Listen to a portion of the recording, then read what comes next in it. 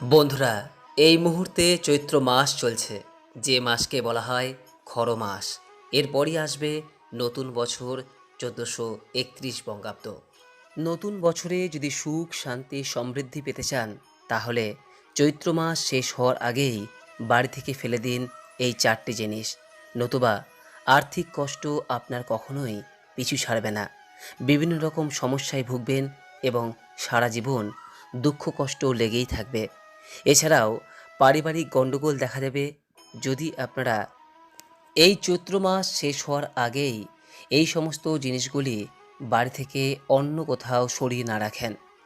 দেখুন বন্ধুরা, শাস্ত্র বলছে এই জিনিসগুলি যদি আপনারা গৃহে রাখেন, তাহলে কিন্তু গৃহেতে অতিমাত্রায় বাস্তুদোষ তৈরি হয়, যার ফলে আপনাদের অর্থ কিছুতেই সঞ্চয় করতে পারবেন না। অযথা খরচ বাড়বে এবং শারীরিক সমস্যা দেখা দেবে। তথা এই বাস্তুদোষের কারণে আপনাদের অর্থনৈতিক উন্নতিতে বিভিন্ন প্রকার বাধা আসবে। দেখুন, আমাদের ঘরের অন্দরে এমন কিছু জিনিস রয়েছে যেগুলো থেকে প্রচুর পরিমাণে নেগেটিভ এনার্জির সৃষ্টি হয়, এবং আমরা অনেকেই এই বিষয়গুলি জানি না বলে এ সম্পর্কে খুব একটা চিন্তা ভাবনা করি না। কিন্তু আজকে যে কয়েকটি জিনিসের কথা আপনাদের বলবো, সেগুলি কিন্তু অতি অবশ্যই এই চৈত্র মাস শেষ হওয়ার আগেই আপনারা আপনাদের গৃহ থেকে বাইরে কোথাও সরিয়ে দিন। দেখবেন ভালো কিন্তু আপনাদেরই হবে। তাহলে আসুন জানা যাক কোন সেই জিনিসগুলি আপনারা এই চৈত্র মাস শেষ হওয়ার আগেই বাড়ি থেকে বাইরে বের করে দেবেন নিজের পরিবারের সুখ শান্তি সমৃদ্ধির জন্য। তবে এই ভিডিওটি শুরু করার পূর্বে আপনাদের প্রত্যেকের কাছে অনুরোধ রইল, আজকের এই ভিডিওটি দেখে যদি আপনারা ন্যূনতম উপকৃত হন, সমৃদ্ধ হন, তাহলে অবশ্যই ভিডিওটি একটি লাইক করবেন এবং যতটা সম্ভব ভিডিওটি আত্মীয় পরিজন ও বন্ধু বান্ধবদের সাথে শেয়ার করে তাদেরকেও এই বিষয়টি জানিয়ে দেওয়ার চেষ্টা করবেন। নমস্কার দর্শক বন্ধুরা, অমৃত কথা এই চ্যানেলে জানাই আপনাদের সুস্বাগতম। ভারতীয় দর্শন, শাস্ত্র এবং বিভিন্ন দেবদেবীর পূজা অর্চনা এই চ্যানেলের মূল আলোচনার বিষয়বস্তু। এগুলি সম্পর্কে যদি আপনি বিস্তারিতভাবে জানতে চান, তাহলে চ্যানেলটিকে সাবস্ক্রাইব করে রাখবেন ও পাশে থাকা নোটিফিকেশান বেল আইকনটিকে ক্লিক করে রাখবেন। বন্ধুরা, চৈত্র মাসকে যেহেতু মা লক্ষ্মীর অন্যতম মাস বলে গণ্য করা হয়, তাই আপনারা নিশ্চয়ই জানেন যে এই মাসে ধার যেমন দিতেও নেই, ঠিক তেমন ধার করতেও নেই। যদি এমার্জেন্সি কোনো কারণে আপনি এই মাসে কারো কাছ থেকে ধার নিয়ে থাকেন, তাহলে বন্ধুরা অবশ্যই চেষ্টা করুন এই চৈত্র মাস শেষ হওয়ার আগেই সেই ধার পরিশোধ করতে। আর হ্যাঁ, নতুন করে এই সময় কিন্তু কখনই কারো কাছ থেকে ধার নেবেন না এবং ধার দেবেন না। বন্ধুরা, যদি এই চৈত্র মাস চলাকালীন নিজের গৃহ থেকে এই 5টি জিনিস বার করে দিতে পারেন, তাহলে সুনিশ্চিতভাবে বলতে পারি আপনারা কিন্তু অনেকাংশেই লাভবান হবেন।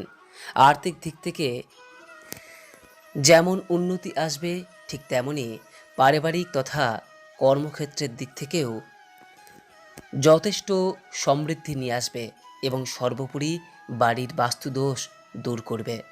সর্বপ্রথম যে জিনিসটির কথা বলবো, তা অতি অবশ্যই এই চৈত্র মাস শেষ হওয়ার আগেই বাড়ি থেকে দূর করুন, আর সেটি হলো মাকড়সার জাল।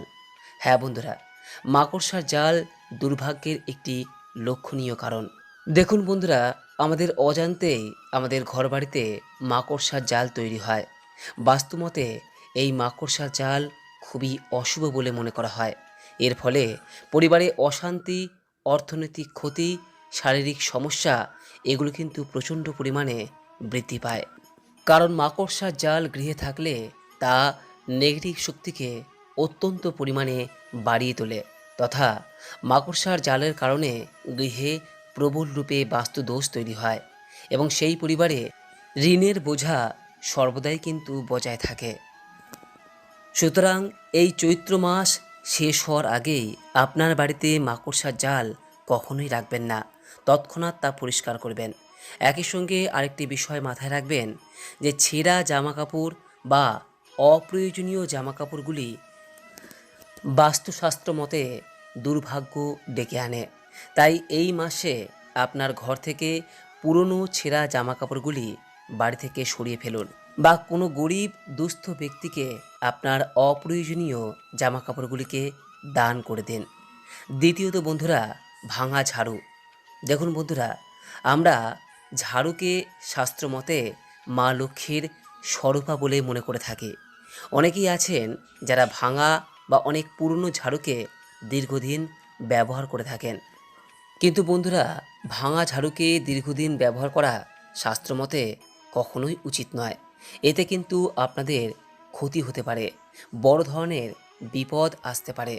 অর্থনৈতিক দিক থেকে আরম্ভ করে নিজের কর্মক্ষেত্রেও আপনারা কিন্তু খারাপ প্রভাব দেখতে পারেন যদি আপনারা এই ভাঙা ঝাড়ুকে দীর্ঘদিন ব্যবহার করেন। সুতরাং পহেলা বৈশাখের আগে অতি অবশ্যই আপনার পুরনো ভাঙা ঝাড়ুকে বাইরে কোথাও সরিয়ে দিন। পারলে পহেলা বৈশাখের আগেই বাড়িতে নতুন ঝাড়ু নিয়ে আসার চেষ্টা করুন। তৃতীয়ত বন্ধুরা, আবর্জনা স্তূপ। হ্যাঁ বন্ধুরা, বাড়িতে আবর্জনা থাকলে সবসময় অশান্তি লেগেই থাকে। বাড়ির সদস্যদের মধ্যে কোনো মিল ভাব থাকে না। সবসময় ছোটোখাটো বিষয়কে কেন্দ্র করে কথা কাটাকাটি, মনোমালিন্য, বিশেষ করে গৃহে বাস্তু দোষ, এগুলো কিন্তু প্রবলভাবে দেখা যায়। তাই প্রত্যেক দিন সকালে আপনার বাড়ির আশপাশ ভালো করে পরিষ্কার পরিচ্ছন্ন রাখুন। বিশেষ করে পহেলা বৈশাখের আগে এই বিষয়টি অবশ্যই করা প্রয়োজন। এতে গৃহে যেমন পজিটিভ শক্তি বৃদ্ধি পাবে, ঠিক তেমনি বাড়ির পরিবেশ সুস্থ ও সুন্দর থাকবে। দেখুন বন্ধুরা, আরেকটি বিষয় মাথায় রাখবেন যে এই চৈত্র মাস চলাকালীন বাড়ির কোনো স্থানে ঝাড়ু দেওয়ার সময় ঝাঁটায় কিন্তু পা লাগাবেন না। এতে কিন্তু পরিবারে অমঙ্গল দেখা যায়। তাই ঝাঁটায় পা লাগলে অবশ্যই মা লক্ষ্মীর স্বরূপা এই ঝাঁটাকে প্রণাম করে নিন। আর গৃহের যে যে স্থানে আবর্জনা স্তূপ রয়েছে তা অবশ্যই চৈত্র মাস শেষ হওয়ার আগেই অন্যত্র সরিয়ে ফেলুন। চতুর্থত বন্ধুরা, মরে যাওয়া গাছ বা শুকিয়ে যাওয়া গাছ এই চৈত্র মাস চলাকালীন অবশ্যই গৃহ থেকে দূরে সরিয়ে রাখুন।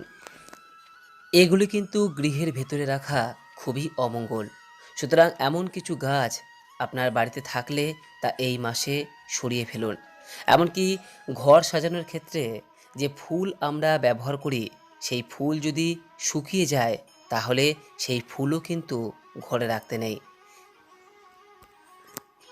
পাশাপাশি ছেঁড়া ফাটা বা অপ্রয়োজনীয় কোনো জুতো, এগুলো কিন্তু নতুন বছর শুরু হওয়ার আগে গৃহে কখনোই রাখতে নেই। বাস্তুশাস্ত্র বলছে ছেঁড়া জুতো চপ্পল পরিবারে সর্বদাই দুর্ভাগ্য ডেকে আনে। পঞ্চম যে বিষয়টি বলবো তা হলো, যদি আপনার গৃহে ভাঙা কাঁচ থাকে বা ভাঙা স্টিলের বাসনপত্র থাকে বা যে কোনো জিনিস ভাঙা থাকে, সেগুলি কিন্তু আজই গৃহের বাইরে বার করে দিন। গৃহে যদি আপনাদের কোনো ইলেকট্রনিক যন্ত্রপাতি খারাপ অবস্থায় দীর্ঘদিন পড়ে থাকে, সেগুলো কিন্তু অবশ্যই বাইরে বের করে দেবেন। এবং যদি আপনাদের ঘরের দেয়াল ঘড়ি বা হাত ঘড়ি বন্ধ অবস্থায় থাকে, তাহলে হয় মেকানিক ডেকে তা সারিয়ে নিন, নতুবা তা অবশ্যই বাড়ির বাইরে সরিয়ে ফেলুন। শাস্ত্র বলছে পুরনো নষ্ট হয়ে যাওয়া ঘড়ি কখনই কিন্তু গৃহে রাখতে নেই। এতে সময়ের ভারসাম্য নষ্ট হয় এবং পরিবারে গৃহের অভ্যন্তরে বাস্তুদোষ তৈরি হয়। তাই বন্ধুরা, বাস্তুমতে এই চৈত্র মাস শেষ হওয়ার আগেই এই বিষয়গুলি আজই বাড়ি থেকে বের করার চেষ্টা করুন। দেখবেন আপনারই মঙ্গল হবে। আশা করি দর্শক বন্ধুরা এই ভিডিওটি আপনাকে সমৃদ্ধ করেছে। ভালো লাগলে লাইক করবেন, পারলে শেয়ার করবেন। সকলেই ভালো থাকুন, সুস্থ থাকুন, এই কামনা করে আজকের মতো ভিডিওটি এখানেই শেষ করলাম। নমস্কার, ধন্যবাদ। ঈশ্বর আপনার মঙ্গল করুক।